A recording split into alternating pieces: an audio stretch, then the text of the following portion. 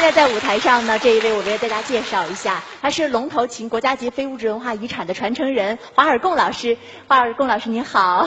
你好。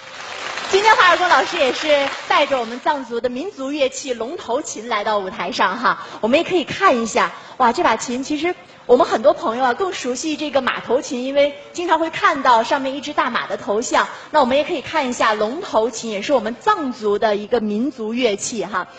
这个头顶上也是一只非常漂亮的龙头，能不能跟我们大家介绍一下龙头琴都是平时什么时候来弹唱的呢？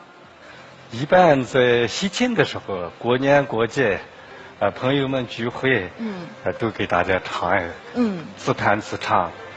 这个阿里琴这年是一个藏族古老的，有2000多年历史，是独有的一个藏族乐器。那很古老，2000多年了。哎，2000多年了。那平时呢，这个乐器最早发源在什么地方？您知道吗？这是西藏阿里地区先。阿里地区，所以说它又叫阿里琴，是不是？又叫阿里琴。阿里的面。哦，来，你跟我们简单的弹拨2下，听一下这个感受。这么一弹，好像我们现场好多人都已经马上就要想要一起跳起来的感受哈。那行，那接下来呢，我们华尔贡老师也是带着自己的学生，今天来到了我们的节目现场，唱一首什么呢？唱一首《可惜了多巴》。好，来，掌声有请。